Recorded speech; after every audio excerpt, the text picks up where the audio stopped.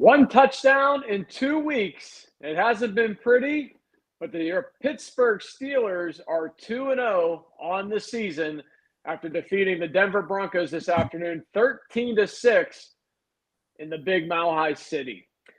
Good evening, everyone. I'm Ed Troop alongside Brian Carruthers. Glad you could join us here on the Steeler Postgame Show, brought to you by Senderovich, and Fishman here on Oneberg Facebook, our Oneberg YouTube channel, or maybe you're listening back to us on our Spotify channel.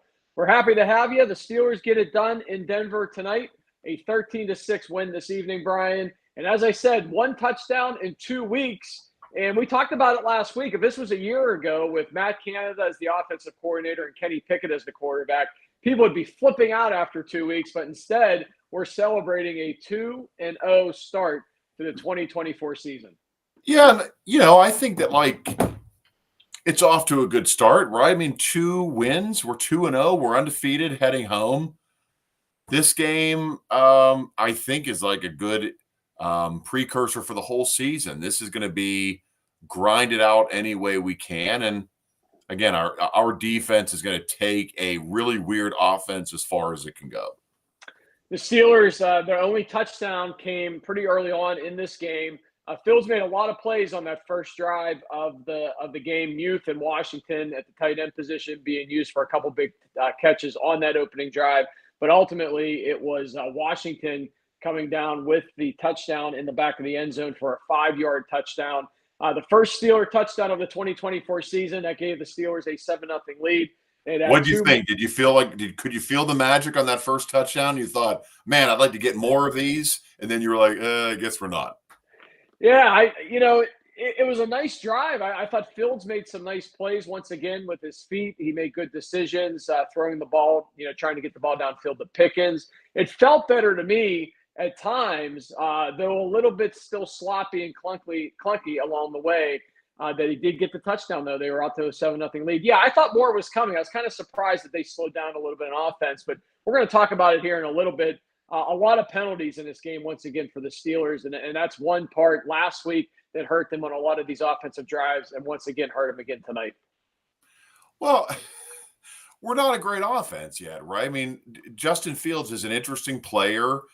Boy, would he be a great backup for us right now as we try to figure out to mix up that QB role. But I think that we're experiencing what the Bears experienced for years, except our defense is better than the Bears. So where the Bears would start out 0-2, the Steelers start out 2-0 only because of this defense. What Fields doesn't really confuse anybody, doesn't really surprise anybody. He's look, run, maybe try a few passes, which he did. So I want to give him credit for it. And he had some interesting ones and some decent attempts. But for the most part, this is like AAA WPIL football. This is we don't have much of a passing game yet. The run defense, you talked about the Steelers' defense being a highlight, and it is two games in a row in which they have relied on the defensive shoulders to win these games. They once again did that tonight. I thought the run defense tonight very strong all game long. Oh yeah, Javonte Williams, the running back, held for 11 carries, 17 yards for the Broncos, and as a team, only 64 yards rushing total for the Denver Broncos tonight. And the rookie Bo Nix, made some plays in the second half, but for the most part, they put a lot of pressure on him today and kept him on his toes, kept him running, and ultimately he made 2 key mistakes in this game, 2 interceptions. The first coming on a key situation in which they were driving in the third quarter, 6:10 remaining. Corey Tice, the big draft pick from last year, gets the interception in the end zone. That proves to be the difference, Brian, because if that touchdown stands, we're tied at 13-13 there at the end. He actually replaces Dante Jackson, who got hurt, and Corey Trice, comes up with the big interception in the end zone. Well, yeah, I mean, so look, Bo Nix is the same as we felt about Kenny Pickett. In his first year when he came in, the expectation has to be very, very low because you just don't know. This is different than Oregon Duck football. This isn't Deion Sanders coming in to Oregon and getting blown out because they're not very good.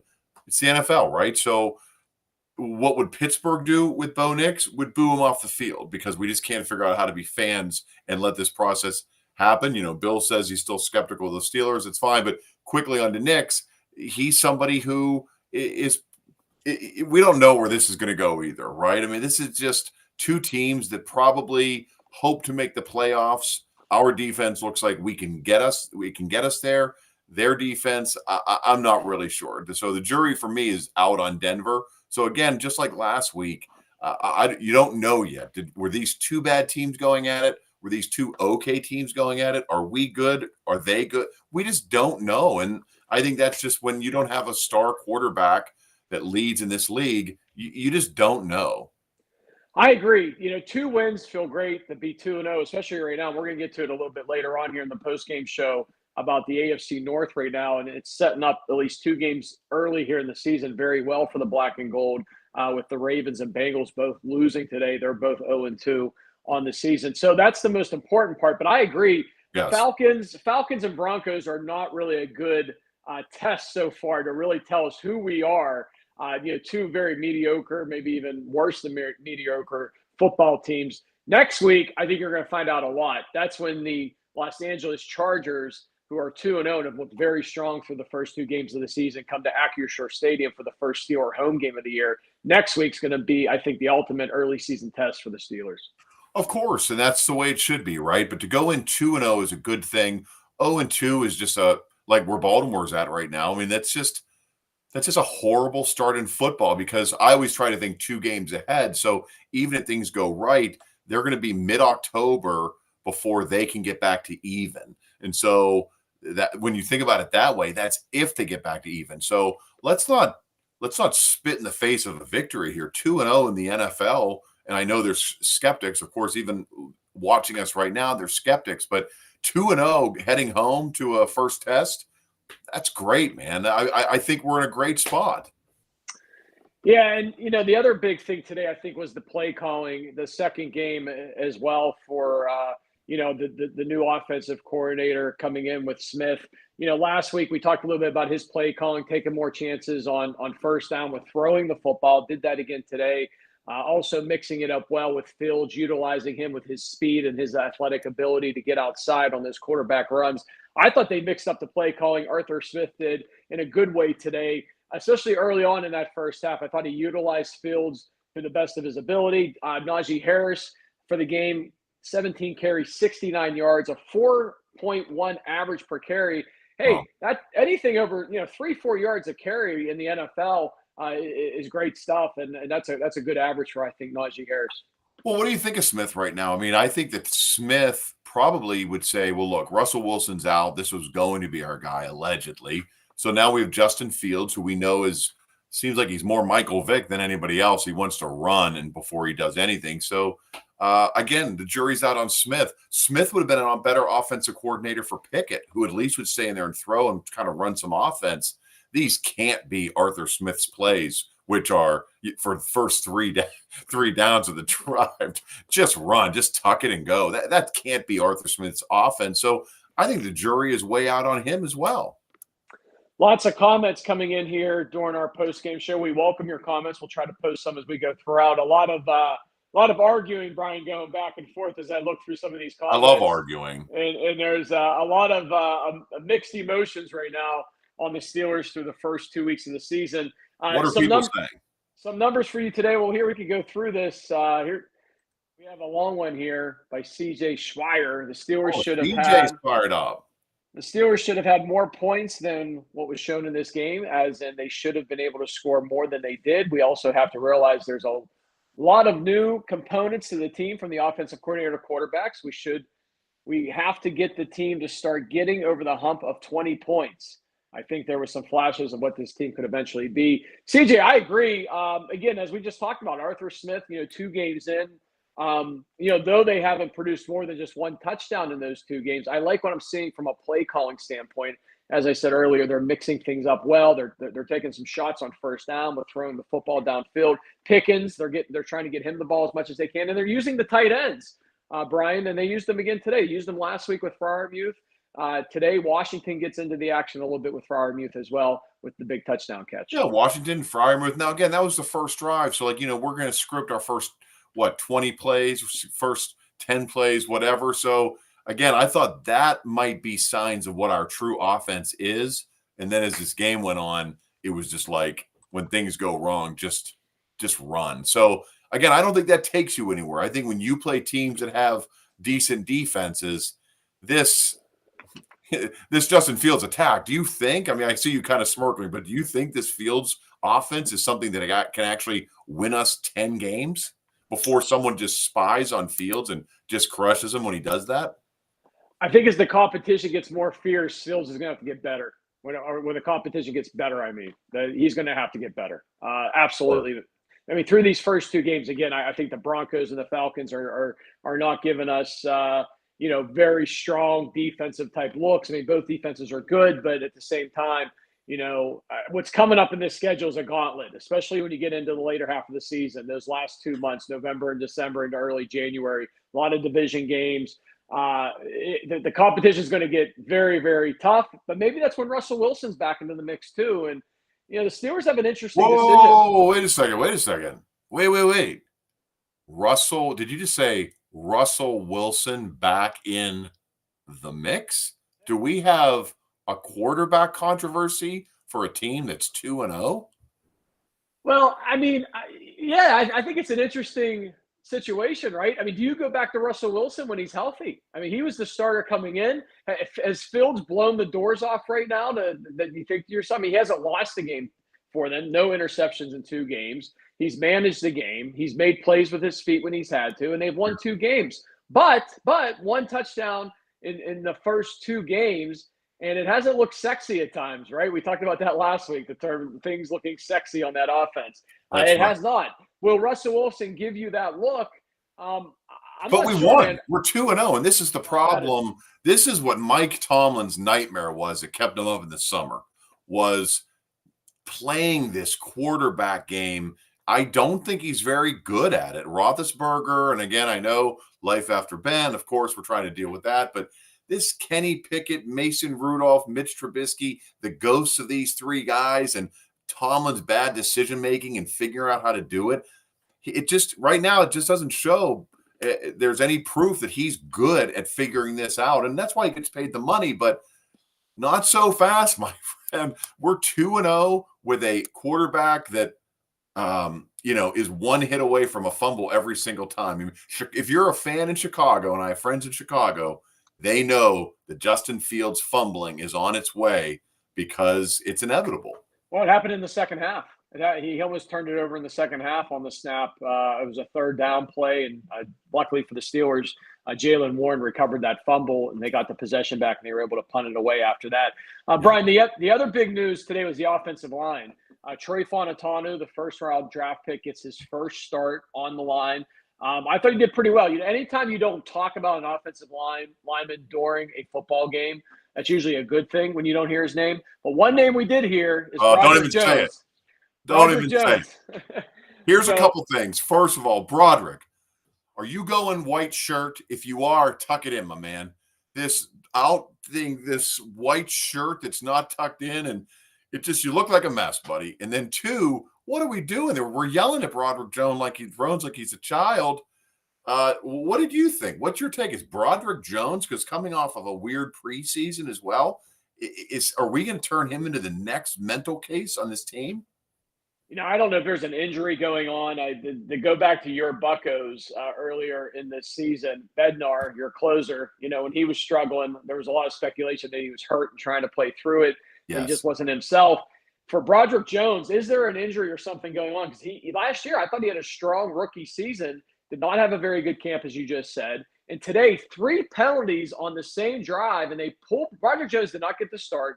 They were going to mix him in for whatever that meant, and they did early on. They did bring him in on a couple different drives. Right. And then they pulled him. I don't think he went back in the game after 3 penalties, an offside and 2 hold calls that pushed the Steelers out of a scoring opportunity. Broderick Jones did not look good today, and I was watching him specifically after that. He got beat pretty much every time. What do you think he's doing? So do you think this is a physical compensation or a mental compensation? Might be both. I mean, it's in your head, man, right? What you're saying about these offsides and what all these holdings, like maybe it's you're losing a step because of an injury, or is it just in your head right now? Zach Frazier, the rookie center, I thought had another strong game as he did last week. He continues to be on the upward trend for that offensive line. Overall, I thought the offensive line through 2 games is gaining momentum. a couple hiccups here or there, but they've kept Fields pretty clean. The only time Fields has really gone down is when he has tried to scramble to make a play and the defensive players got to him. Right, and at that time, you can't really blame the offensive line, right? If Fields decides that this play is a breakdown or the entire play is a run, you really can't blame anybody there. They're going to need some time to figure out the way that Roethlisberger used to scramble, right? Like these guys started to figure out that we need to go into a second mode, a third mode, even a fourth mode.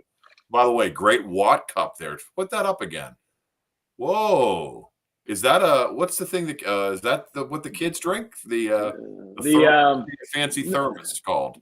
What's it called? I forget the name of these. This isn't like the one that's trendy. I've had this for years before the trend. The Yeti. Is that a Yeti? Yeah, it's kind of like a Yeti. It's like the knockoff version. Wait, is it a Yeti or is it kind of like a Yeti? No, it's a knockoff. Whatever Firm grip is. Grip. I don't know what that What's is. That? They're a sponsor. They're a sponsor now of the Postgame show.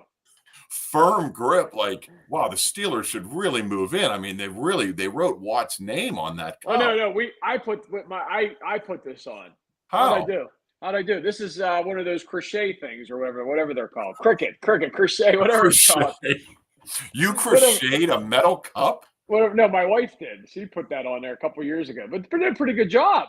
Right? It's fantastic. I told her to do it. I said, let's get some Steeler colors and the logo and the font. Why don't you raffle it off? And here's the thing: it's the benefits. It's illegal. It's a ripoff. There's probably some trademark problems there. Right. And it has your DNA in it, Ed Troop DNA. We could recreate a dinosaur with your spit. That's exactly it. We could do that. Hey, here's a stat for you. Did you see when they popped it up on the screen in the fourth quarter, the Steelers were shutting out the Broncos at the time. 10:42 left in the fourth. They finally get a field goal to Denver to get on the board. But the Denver Broncos have never been shut out at home, ever, in the history of their organization. 516 home games. Well, now it's 517 after today. They've never been shut out at home. Even the old Mile High Stadium and whatever it's called now, never been shut out. Never been shut out. There's a record I wish Tomlin and Carpire had. I mean, we have some notorious shutouts where we just can't figure things out. But wow, they've never. That's incredible. I mean, what a stat. I mean, I guess you can't really put that on the shoulders of any one player or coach, whatever, the longevity of it. But that's incredible. Good for them. Now they didn't win, but good for them. The Steelers had him shut out for about 3.5 quarters. And by the way, I don't know if Denver is as yinzer as we are, but that stat, like how, us in Pittsburgh are like, that's a pretty cool stat. How many people are calling in to talk radio on the way home and they're like, I can't stand Sean Payton and don't put up that stat that we haven't scored and that we've scored at home every time. Mediocre Payton. We're like, it's great. Hey, Chad Dash checks in. Offensive line killed potential TD drives with penalties. They are trash. Lots of holding calls. And I said it earlier, and here's your final stats for the penalties. The Steelers, 10 penalties today for 78 yards. That's, again, last week I think they had 8 or 9 penalties for the game as well. So that's almost 20 penalties in 2 weeks. That's something the Steelers are going to have to clean up going forward because, Chad Dash is correct.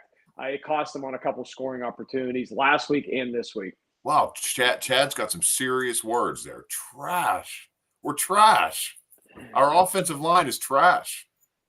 Maybe he's right, but if you're going to go offensive line, I'd have to argue that after 2 weeks of football with 1 touchdown and 27 field goals by Boswell, let's not break it down, guys. Let's just say our offense is trash right now. We have a lot of things to figure out. And technically, the Steelers had 2 touchdowns tonight. The George Pickens touchdown. I'm sorry, that's right. Touchdown was called back. Pass interference, offensive pass interference for the second straight week called back. But this time, last week it was on Pickens himself. Yeah, what do you think on that one? Did you agree with that call? Absolutely not. Absolutely not. Van Jefferson gets called with it. He went through 2 defenders and pushed the 2 defenders. They called a pick play almost. It was nowhere near the play. The Steelers are their second touchdown of what would have been their second touchdown of the 2024 season called off. They have to settle for 3, and they have a 10-0 lead at halftime. Yeah, man, that's interesting. It's 2 weeks in a row that Pickens has come up with a big catch. and it's come back due to offensive interference. Again, last week on Pickens, today on Van Jefferson in the end zone. I thought the most amazing was that Pickens catch that was pulled back because of offensive holding at the line. I mean, there is just some amazing moments in George Pickens that if we can just figure them out, but unfortunately, we're just not seeing anything that are legal plays at the moment. I will say this dude's fast, he's explosive, and the only way a lot of people can cover him is by holding him. So that's a great thing, and hopefully Fields can figure that out because he did expose that secondary today for a lot of penalties on Pickens because you just can't keep up with him. You can't move your hands fast enough. You have to grab him. Same, these are, and that's why these are Pro Bowl caliber players.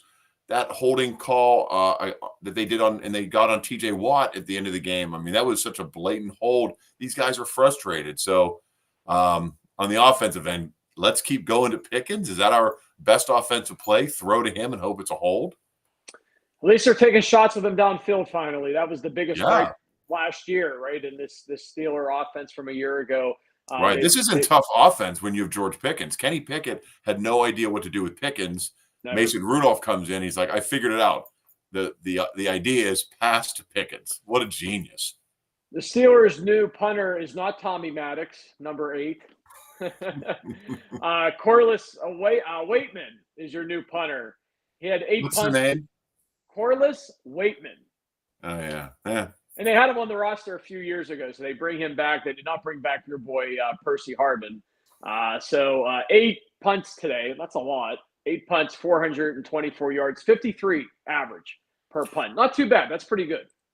Well, Percy got too fat. I wanted him back, but I think Percy weighs like 425 pounds now. He was, I think, 350 when he was playing last year. So, yeah, I mean, I don't know, man. This is a great sign of what a boring game this was. If we're breaking down the punter stats, this game, if this is our season, I'm going to need another show to flip back and forth to be like, okay, I'm watching the Bear.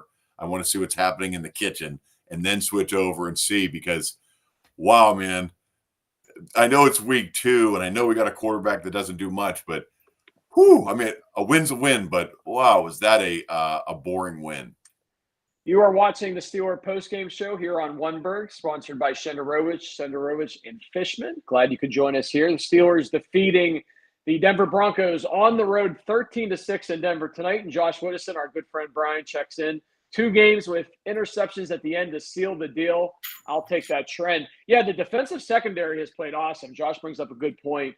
Joey Porter Jr., Deshaun Elliott had another strong game out of the safety spot. Mika Fitzpatrick continues to be Mika Fitzpatrick. And Dante Jackson, though he got hurt later on in the game, has also had a strong first 2 games of the season so far. So the Steelers secondary has done real well. And once again, TJ Watt, a sack.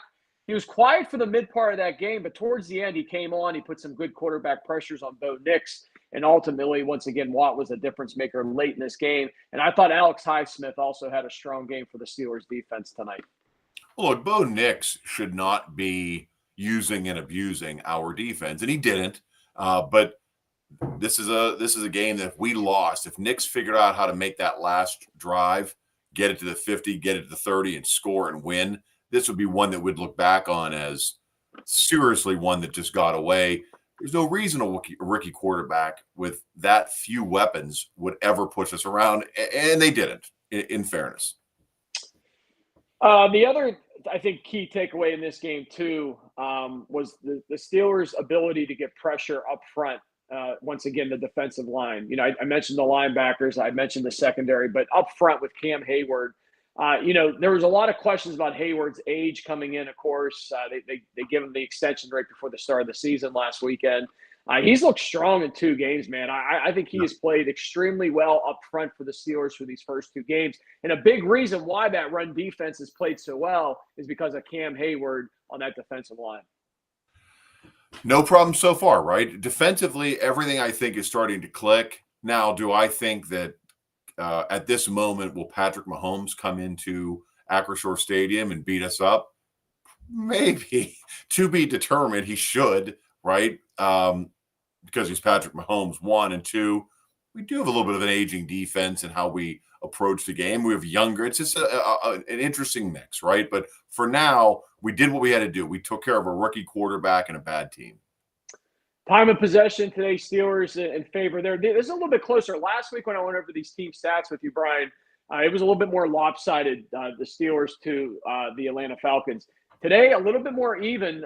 Time of possession, Steelers 32 minutes to 27 minutes for the Denver Broncos. 2 turnovers for the Steeler defense, 0 for Denver. There's another key stat for you. First downs, the Steelers had 16, Denver had 13. And last but not least, total yards. Always like to look at that one. Denver, 295. The Steelers, 251. Not good for the Steelers offense, but the second straight game to start this season for the Steelers in which their defense has held the opposing offense to under 300 yards total for the game. That's good stuff. Where do you think we go, just to switch gears back to offense? And I agree with you, that is good stuff. But to switch back to offense quickly, if Justin Fields is not going to run a true offense, right, that this is always going to be a run-first decision and then maybe pass and then probably run as we go through the season, do we need Warren and Harris back there? Is this going to become the most predictable offense in the AFC that all we do is run? So if Fields doesn't change – and look, everyone who put the gold jacket on Mason Rudolph last year and said he's a legend of Pittsburgh and we'll never tell our story without him, I disagree with you. But he was somebody who could open it up because their success was based on his. And so the one to watch will be Fields if he remains in. And, there's not a QB controversy. We stick with Fields. That will be the thing to watch is, will this offense be immediately shut down moving forward because all we do is run? And I think you bring up a good point because, the run always sets up the pass, but if you don't have the pass in play, then they're just going to stack the box. You're going to have 9 defenders in the box. Right. They're going to stack the box and they're going to stop the run. That's why I think Russell Wilson may have to give you that look from a passing game standpoint because Wilson's going to be probably your better passer than Fields, but because he's older, Fields is younger. Fields gives you the more look from the scramble ability and making plays with his feet. Russell Wilson can do that too, but he's older. He's now sustained a calf injury that's lingering, may not be able to run as much as he has in the past, but I think Russell Wilson's going to give you that pass ability, and I think that's why they might give him a look whenever he's ready. Okay, so it sounds like what you're saying, my man, is if Wilson's calf, and I heard that he was doing calf stretches the whole way on the plane while they said while guys were sleeping, he was going down the aisle, stretching his calf out and working on it. If Wilson is ready and tomorrow, is he Ed Troop's starting quarterback on opening day at Acrisure Stadium? Yes, I'm going back to Russell Wilson. There, I just said it. I'm going. And not that I think Fields has done a bad job. I just think Fields is managing the game for them not to lose. He's not going out to win the game for him, if that makes sense, where I think Russell Wilson is going to at least give him a look, right? If Wilson comes out, struggles, can't complete passes, the injuries hampering his calf muscle, he's just not getting it done, then absolutely Fields is your guy going forward. But Russell Wilson was brought in here not to hold a clipboard. He was brought in to be the starting quarterback on this team. He got injured in camp. It's been lingering. I think you got to give Russell Wilson a look. And that's not to take anything away from Justin Fields for 2 games. I just think this offense coming in was designed for a Russell Wilson at the quarterback position, not Justin Fields. And now in 2 games, they've had to pivot to Fields. Yeah, they've won 2 games. It's looked great, but 1 touchdown in 2 games. An offense that only did 250 yards today total is a little bit of a struggle. Hey, my buddy, Bubba Snyder checks in. Ed, which defensive formations that Denver ran do you think provide us the most issues? Which blitz packages confused us the most? Tell you what, Bubba, get on the show with us and you tell us. You let us know which defensive formations. Oh, you passed on the question? Well, what a technical question. Obviously, he's joking, right? He's not being serious. I don't know. I would have no idea. I have no idea either. I ate Sun Chips and Diet Coke and switched back and forth to that and an episode of The Bear. So please don't ask me. We might need a technical maybe this is him applying for the job where he wants to be like, oh, you guys better know your defenses, that blitzes and things that are going to mess us up. Maybe that could be. He's hired. If he wants to join us. He can join us anytime. He knows he always has an open invitation here on the show. And by the way, let's not be confused. Bubba Snyder from Star 100.7 was a baseball player. He was not a football player. So get out of my face. Right, exactly. Defensive packages. What gave us the most issues for the formations? I think they went with a block 22, 15, 16 blitz package on the blind side of the outside blitz. That's what You gave us the serious, most Mark? issue. That's what I'm doing. You serious, Fields, Mark? 13 of 20, 117 yards, a touchdown, no interceptions. Harris, 17 carries, 69 yards. Leading receivers, Pat Fryermuth, 4 catches for 39 yards. He's your leading receiver tonight. And George Pickens, 2 catches for 29 yards. But though they went to Pickens quite a few times, he might have only had 2 catches for 29 yards. But, they tried to get Pickens into the game early and often. And just seeing how many targets, George Pickens had 4 targets today, What does catching that mean? two of the 4. Means they threw the ball to him 4 times. All right, put up Deanna P. Vance's comments. Let's go through the gamut. 39 yards, LMAO. Who is that on? Harris? I'm guessing that's Pat Fryermuth being our leading receiver. Look at Kenny Pickett was your best QB. By the way, look at Vince P. Diana. We found out that it's actually a dude.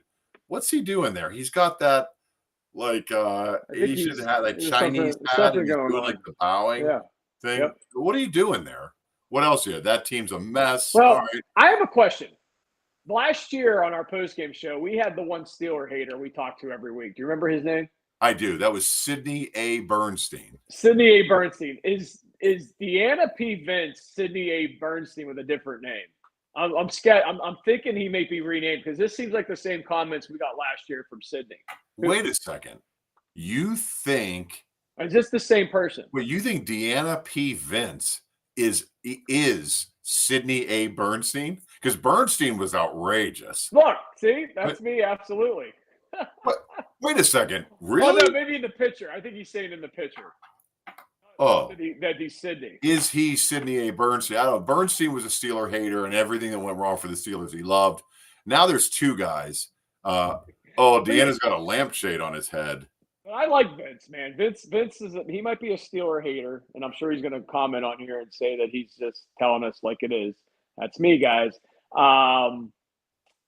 But I enjoy his commentary. He's fun to talk to on here. And people are getting after him, man. They're not happy with him on here. What's funny is, and I'm just glad he's here, so it doesn't matter to me, but I saw him comment. He does hate everything Pittsburgh, and then I think I put a picture up of some girl or something, and he was like, I love this. This girl's so hot. I love go Pittsburgh or something like. I don't know, Vince, remind me what it was, because the real vocal Pittsburgh haters make me laugh. Like why you're on this page, and maybe you just want social media heat, which I like that too. But there was a picture of a girl or something. Vince, if you're still there, click in and tell us what that was, because I was just like, wow, Vince is still around. There's also a hater. Brian Martin, everything we post is just like, you're lame, you're terrible, you're this. But I saw he was down the marina today enjoying the game. So look, guys, we love you all here. Now wait, Damian Vogelbarn says, pretty sure you can see when Pickens puts his mouthpiece in to determine when it's a pass or a run. Now that's interesting. Ed interviewed the great Mark Cabali earlier this week on the podcast, or last week. Cabali told you that TJ Watt is a film nut. That's something that you would think someone on the defense would pick up if Pickens puts his mouth guard in on what's going to happen. Yeah, absolutely, man. I mean, if that happens every play, a defensive back or a defensive coordinator will pick up on that very quickly.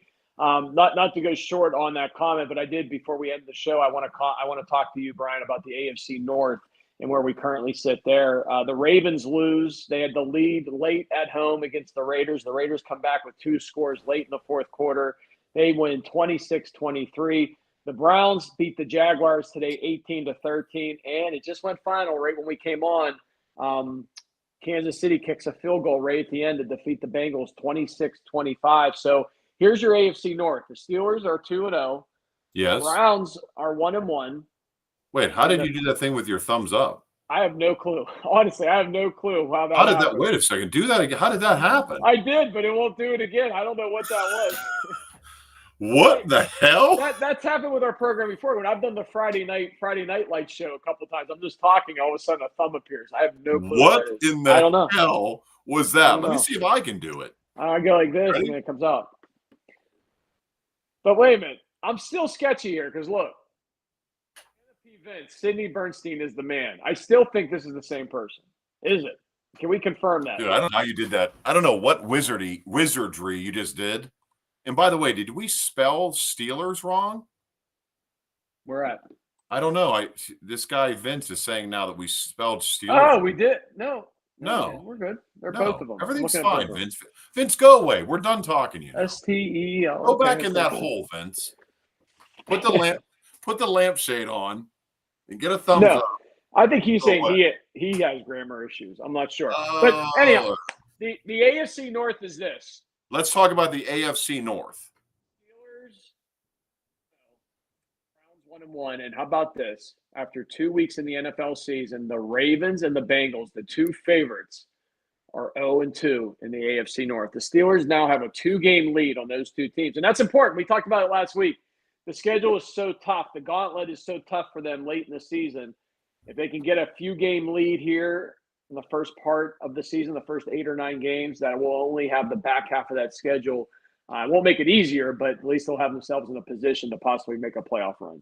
Listen, so that's important. So big. Again, when you're Baltimore and you have to figure out now that you can't even get to 500 till the middle of October, this is enormous. So this is fantastic for us. Hey, why don't I give you the games? We haven't done this. Let's go quickly. How you see this season breaking out? We're 2-0 right now. You ready to tell us what you think about next week? Let's go. All right. So today we beat the Broncos, of course. What do you think of where are we going next? The 22nd, Steelers Chargers at home. Loss. Yes, loss. What? Based on what? I hope not. The Chargers, man, they've looked good in the first 2 weeks. I hope I'm wrong, but I bet you Chargers next week. Go ahead, continue on. All right, September 29th, Steelers Colts. Steelers. Sunday Night Football, the Crybabies versus the Steelers.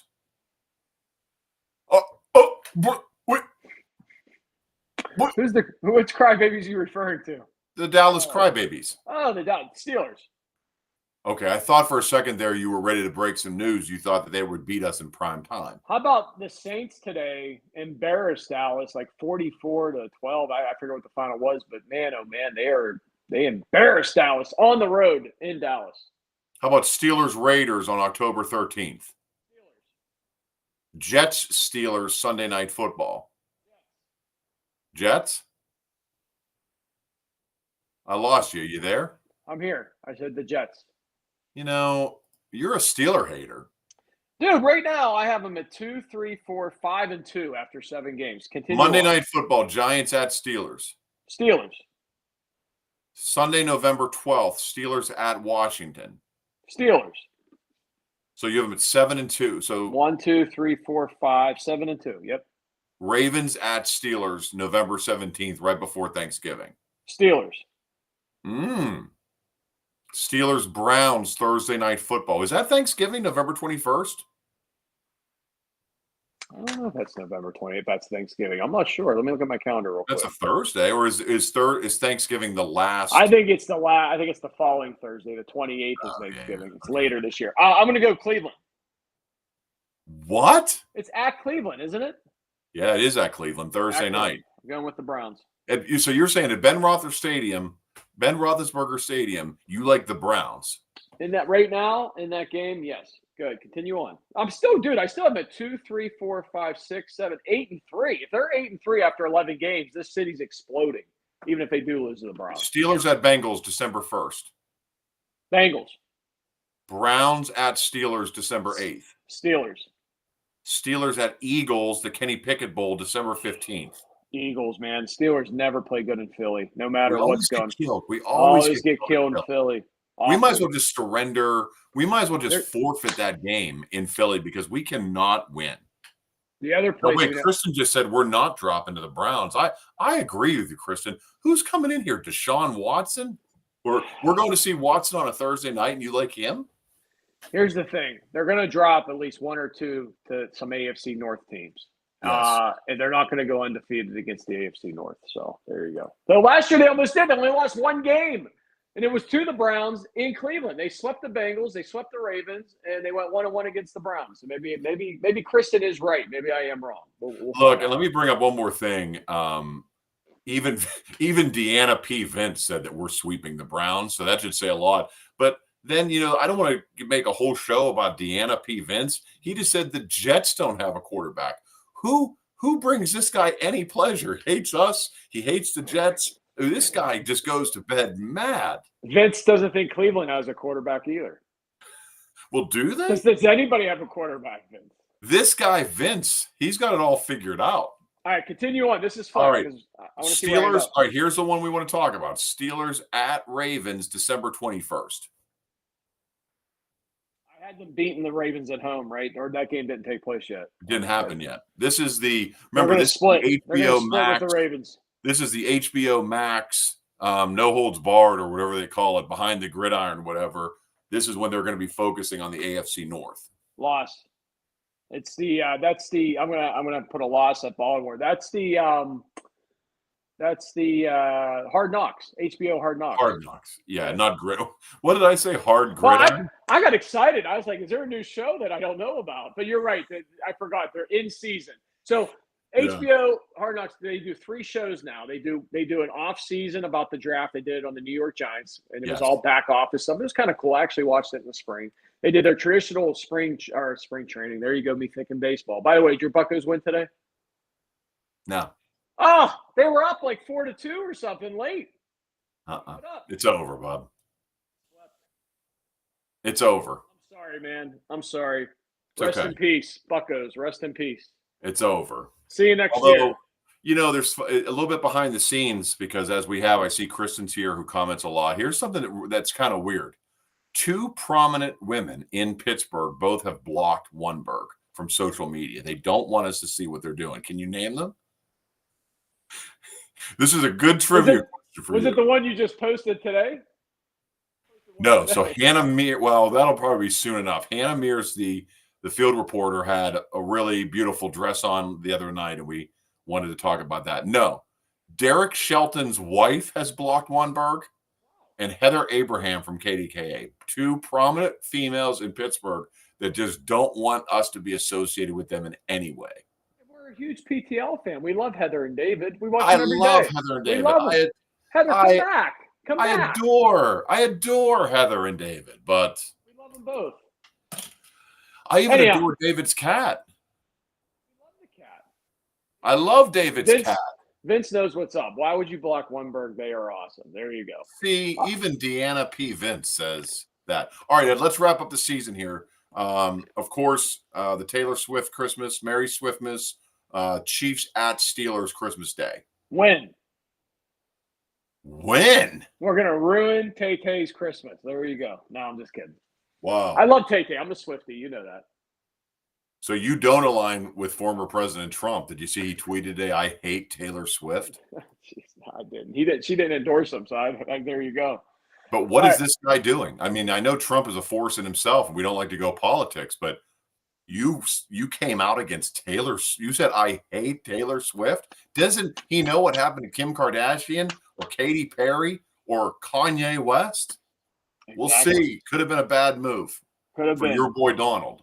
All right, let's continue on. And lastly, Bengals at Steelers, Week 18. That's January 5th. Happy New Year, everybody. The Steelers are going to welcome the Bengals. Ed?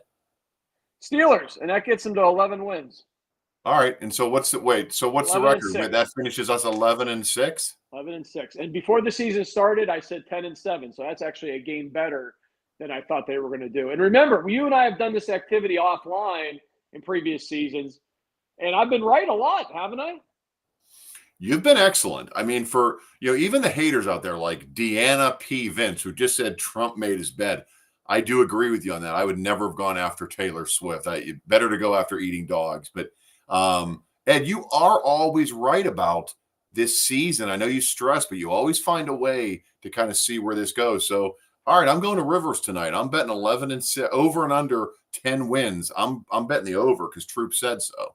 I said 10-7 2 weeks ago, before the first game last Sunday, and now I am at 11-6. And I think my path's a little bit different. I'd have to look up. I did write it all out last week. I'd have to take a look and see which games I just told you that are a little bit different. But yeah, they're in a good spot right now in the AFC North. They're 2-0. The Bengals and Browns are 0-2, and the Browns are. I'm surprised the Browns. The Browns, by the way, they win that game in Jacksonville today. They go to Jacksonville and win that game 18-13. So that's an impressive win for Cleveland, who did not look good at all just a week ago against the Cowboys at home. Hey, look who's here, Ed. It's Brian Davis. Gentleman and scholar, good evening. I wonder if who's the gentleman and who is the scholar, according to Davis. And here's a follow-up question. What body of water is Davis standing by? That's the Monongahela. That's on the McKeesport Beach. You think he took his family and his kids down to McKeesport Beach? I don't think Jacksonville is good, but if you were to ask me before the start of today, I would have told you they were better than the Browns. Kristen Bergman said, as long as we stay healthy, 11-6 is definitely achievable. I agree with Kristen on that, and I'm sure Ed does too. But wait, there it is again. I think when I go like this, there's some type of AI in our program that we use, Be Live here, that takes it in. See, let me try. Hang on. Good. Nope. No, that's weird. How's that? Well, it's like God decides when the moment is right. Somebody's liking our show here, so yeah. Right. Hey, Brian. In closing, next week the Steelers. You can talk all night if you want. I don't have to go, but I see we're 46 minutes in. Maybe we've gone a little long. Have we? Hold on a second. Brian Davis just said he's at Wilson's Creek in Boone, North Carolina. Oh, he man. lives on the beach, Ocean Springs. What's that? Mississippi. Yep, Mississippi. I've been to Boone many, many times. Nice area of the world, Boone, North Carolina. In fact, I think we just reported a code 57 in Boone, North Carolina at a restaurant there. I think we did. I think we did. Brian, enjoy it, man. The Carolina shores are absolutely stunning, man. Great. And what's he doing? Put that picture back up. So what's Davis doing? He's like, hey, it's going to be a beautiful sunny day by the water. Let me put my shit kicker boots on and jeans and go enjoy the water. What are you doing? Unless he's fishing. I have to tell you, man, one of my favorite things on this program is when we bring up a comment and you take a look at the profile pic and question what the profile pic is. But it's like, it's like our boy Vince, right? He has a lampshade on his head. Now he says he's in McKeesport waiting for a bus. So there you go. Well, either way, we're glad that everybody could join us tonight. The Steelers, a 13-6 win over the Denver Broncos. Hey, I'm going to be back on tomorrow morning for our weekly podcast, the Three Rivers podcast. Dale Lawler. Oh, wait, hold on. Now, look, he shamed us. Davis just said he's hiking with the Boy Scouts. All right, you're better than me. I don't volunteer for anything, Brian. I'm sorry, okay? So you're better than me, and Ed hasn't volunteered. Ed is actually a worse person than me. If you caught Ed in a conversation, he'd tell you he donated to certain charities that he never has donated. That's true. I've witnessed that. Hey, Vince, the port, man. Absolutely. 100%. McKeesport. Brian, they call it the port down that way. Have you our good done friend, any WPIL games at the port? I've done and you've actually been with me to McKeesport. When? Yeah. You went to McKeesport back in our college days. You had your car fixed there, remember? Wait, did we do a game in McKeesport? You had your car fixed in college. Remember, you had to get your car fixed. Something happened, and McKeesport High School fixed it. We'll talk offline. I'll remind you offline about it. Why did I take it to McKeesport High School? They did it for free. You were working for B94, and it was some type of promotion or something. Like they did it. Boy, I miss those days. I wish I could take my truck to go get fixed. No one buy a big black truck. Vince lives in Little Boston by the Boston Bridge. Is that by McKeesport? That's right by Elizabeth, the great town of Elizabeth. Vince, I grew up in Bell Vernon, man. I grew up in Bell Vernon. I don't live there now, but I grew up in Bell Vernon, just a little further up 48 from Boston, where what else did he say? Now look what he said. This is a war zone on the weekends. I love Pittsburgh. Oh, man, Pittsburgh. We got to wrap it up, Vince. I could talk to you about Mon Valley and McKeesport and all that all night long. Hey, do you mind, Ed? I know as the host, I don't want to take over this show, but am I able to ask a follow-up question to Vince? If he's part of Big Boston, has he ever had drinks at Jack's by the Tracks? I'll see if he comments on there. Oh, look Have at you been this. to Jack Hey, wait a Jack's minute. by the tracks? We got some Bell Vernon connections here. Brian Davis says go Leopards. And And you then misspelled it, Kristen, Brian, but it's that, okay. We forgive you. and Kristen says half my family's from Bell Vernon. Look at that. And then, so thank you, Kristen. And then Vince, our guy Vince, he says no, by Wait, the he's way. never Vince has never been to Jack's by the tracks? Jack's about to try. That's in West Newton, Pennsylvania, my Yeah, friend. but I mean, But Boston's isn't not it all far the from there. It's same? right down the Youghiogheny, right? You get down the Youghiogheny a little further there, Shootersville, Boston, Elizabeth. Yeah, there you go. Yeah, I mean, look, if he lives in Big Boston, it's not like you're saying on New York City and Chicago, you can't get there. West Newton and Big Boston are 10 minutes by car. That's Hey, look it. who's here, Ed. It's Phil Hall. Phil Hall checks in. Yeah, look, his wife or lady Pitt. friend or girlfriend, she says hail to Pitt, of course, with that picture. What were your takes on the backyard brawl yesterday? How about that, man? Pitt comes back. They win in the final couple minutes. They were down by 10. It looked like it was gonna be over. Give credit where credit is due, man. Pitt has had an exciting season. That's 2 fourth-quarter comebacks back-to-back weeks. They were at Cincinnati, thought they were dead. They came roaring back. I think they were down 24-6 in that game, roaring back to win that one. And then the same against West Virginia. Yeah, I'm glad to see the backyard brawls back. But you and I are old school Pitt fans. I think we go back and we'd really like to see the Penn State Pitt game come back on the schedule. That's the game I truly look forward to. West Virginia doesn't do much for me, I'll be honest. So my grandfather, Ed, was a longtime Golden Panther, 50-year Golden Panther, loved Pitt, took me to games. So I want these rivalry games back just for his memory because Pitt, West Virginia meant a lot to him in 1987 and 1994 and beyond and before. And so I love that we beat West Virginia. And I would love to get Penn State back on the schedule, of course. But I will say this. I won't speak for every Pitt fan, fast forwarding back to present day. Narduzzi's time is up, right? I mean, everybody, even when he wins now, people want his head. So he's got to keep winning these games. The only way, and I know winning games is keeping your job and coaching, but this guy has no room for error. And I think a lot of people are rooting for a new athletic director to come in and wipe him out. I agree. I definitely agree. And that's the search is underway there at Pitt for the new AD, and Narduzzi may be on his way out as well, as you just said. And they've had a lot of subpar seasons. Pitt football has struggled over the last, other than Kenny Pickett was the quarterback. They made a run that year a few years back, but that's about it. Before Kenny Pickett, after Kenny Pickett, not much going on. Yeah, Hey, Phil just said that he's a Kentucky fan. I watched that game last night, that Georgia at Kentucky. They were down to the wire, man. Kentucky almost shocked the world. That was going to be the program that we were going to wake up to and start talking about. Now, what's Vince talking about? Who's pushing couches out windows? I think either that's happening in McKeesport right now, or he's referring to West Virginia maybe burning couches whenever they win.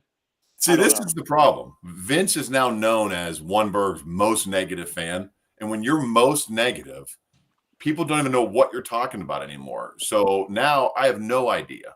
Oh, wait, Vince is leaving our show? He's signing off? He said he's rooting for Pitt, so there you go. And he's signing off. I think that's you guys have a good night. I guess he's got to go. So he's got to go ride the trail. That's what he said. He's on the trail all the time. Hey, one last thing before we wrap it up. I did want to ask you. What did you think of the news? This is our first game on CBS this season. What did you think of the new graphics for CBS? Did you notice? What? Didn't even notice it. Notice the new graphics at the bigger box score at the bottom, much bigger. I mean, dude, it takes up like this much of the TV. No. Is that fun thing going to happen again? It takes up like that much of the TV. It's weird. It looks like a video. Looks like a video game. Looks like a video game. Okay, I didn't even notice. Oh, Vince is on a bus going to work downtown. Well, have a good night, Vince. Be safe and have a good night, my friend. Yeah, I didn't see those graphics, but I will start looking for them. What I'm excited about when we talk about CBS coverage of the Steelers is I'm ready for our first Tom Brady game. I didn't get to hear him in action against Cleveland. I didn't care about that game, but I am excited to see Brady and hear him. Do you have any reviews? Have you heard him yet? I wonder when we'll get Brady, because he's on Fox, and we had a Fox game last week. And I'm trying to think of the next Fox game we will have. Normally, the way that works, but they've changed it. Oh, yeah, Brady's on Fox. I'm sorry. No, but the way that works, and they've changed it in recent years because of Thursday Night Football, when you were an AFC team, you're always on CBS, NFC, Fox. But when you Right. played away, when you played at Fox, at an NFC team, CBS picked it up, and vice versa. When you hosted an NFC team, Fox picked it up. That's how that worked for years. But when Thursday night football came and that the schedule got all jungled up and games were being moved around on Monday night and Sunday night, now that's not so much the case. As of last week, Atlanta, an NFC team, hosted us, and we were on Fox, not CBS. So I don't know. To answer your question, I have no clue. I'd have to look at the schedule to see when the Steelers will get their next Fox game, and maybe we get Brady. Yeah, I'd like to see Brady in action call a Steeler game, but anyway. All right. Hey, what was the last comment here? Tom Liturgy came in. Is that comedian Jim Norton? No, that's Ed Troop, Thomas. And what wall of fame is Thomas standing in front of it? He's posing in front of other people's names that are etched in gold. How dare you, sir? That looks like either the NFL Hall of Fame or the WPIL Hall of Fame down at the Heinz History Center. That would be my guess. I could be wrong. Thomas looks like a guy who would coach football. He looks like a football coach, retired. Like if you saw Marv Levy today, it would look like Thomas Liturgy. Hey, your buddy, the Steel City lawyer, checking in. How about that? Even he tuned in tonight. My man. How about that? Brady calling a Steeler game would be up there with Chris Collinsworth. Boy, people hate. We talked about this last week, Steel City lawyer. People hate Chris Collinsworth. You know, I still don't get the Chris Collinsworth hate. I know it's there, and I agree that like he is a hated figure in Pittsburgh sports, but I don't see. I've never watched a game and gone, well, we love you too, Steel City lawyer John. But I've never listened to a game and gone, wow, what a bias. Now, maybe that voice rubs you the wrong way. I get it, but I don't know. I love that Fred Rogers is with us tonight. Such a legend. Who's Fred Rogers? Oh, behind you. There you go. There he is, the great one, Fred Rogers. There he is. Very good. And then you got some other photo there in the corner. What is that, Dr. Seuss on the left? That's my son, Cy, with a Dr. Seuss hat on. And then there's me with my daughter, Ellie, when she was like 1 year old. Man. I have a pumpkin patch up on my shoulders. Don't even go there, man. Kids are getting too old, that's for sure. Oh, I thought you meant don't go there because I stole those kids. What? You stole those kids? Those aren't your kids? On that note, that's going to do it for the Steeler postgame show brought to you by Shenderovich and Fishman. He's Brian Carruthers. I'm Ed Troop. Next week, we will be on after the Steelers and have their AccuSure home opener next Sunday when they host the Chargers. The LA Chargers. Boy, oh boy, I was ready to say the San Diego Chargers, but I didn't do that. So hey, real quick, Steel City lawyer said that Collinsworth sounds like a foghorn. That's really funny. He does kind of sound like that. Wait a second. Brian Davis just said, Ed, you're the gentleman and I'm the scholar. I'll take that. I'll take that too. Mr. Davis. I'll take that, Brian. I like that. Both Brians. I like that. And if you knew Ed in real life, and I feel like who doesn't feel like they know him in real life, you know that he is a gentleman and a scholar. Both. That's for sure. Yeah. Hey, are you going to sign off like Al Michaels? Last week it was kind of like a letdown. Well, at this point, we're 2 minutes away from doing a full hour. We're at 57 minutes and 54 seconds. So maybe we should stretch it out for a full 60. What do you think? Well, what's the Steel City lawyer saying? Now, listen. Now, here's a guy who knows how to party. This guy he's wheeling, he's dealing, he's jet setting. He's got Ed this really cool Sprinter fully loaded. I know he tailgates. It's a Benz, isn't it? A Mercedes-Benz? Yes, yeah. Be nice to get a little invite down to that tailgate. Yeah, why? Steel City lawyer, why haven't we ever been invited to come in the Mercedes-Benz Sprinter? Or do you have to do it legal? Or we have to break the law and call you to represent us, and then you get a ride. He picks you up from jail in the Sprinter and takes you home. Here's the thing. I'm not willing to take my clothes off. I'm just saying that. I'm not saying anything about the van or anything. I'm not willing to undress in that van. A lot of, as they say, the world is always being watched. It also is a private bathroom. Wait a second. I've heard this before. There's not room in that thing for a bathroom. I got to come check this out. I pass your office, by the way, over in the South Hills all the time. I'm going to stop by one of these times. And we know your real name, but we'll protect your identity, my friend. What? John Bajitsky, my man. Oh, there you go. Lawyer. He's banned. I like my bathroom. He's banned. I like my bathroom door. Listen, just beware when people say things are private. Are things private? I don't know.